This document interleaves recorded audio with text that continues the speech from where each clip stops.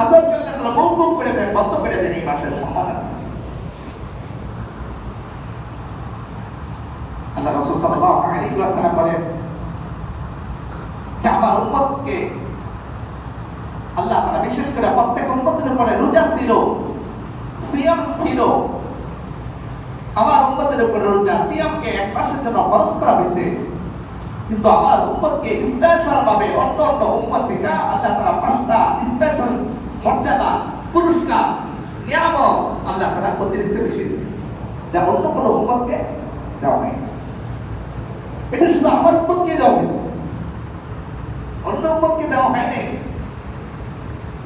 পাঁচটা স্পেশাল পুরস্কারের ঘোষণা, সুসংবাদের ঘোষণা আল্লাহ তাআলা করেছেন। এক নাম্বার, আল্লাহ রাসূল সাল্লাল্লাহু আলাইহি ওয়াসাল্লাম বলেন যে আমার রোজাদার উম্মতের মুখ থেকে যে দুর্গন্ধ আসে, এই দুর্গন্ধটা আল্লাহ তাআলার কাছে মিশকে আম্বারের চাইতে বেশি দাম। সুবহানাল্লাহ। একটু চিন্তা করেন, আল্লাহ তাআলা রোজাদারের মর্যাদা, সম্মান আল্লাহ তাআলা কত উচ্চ পর্যায়ে পৌঁছে।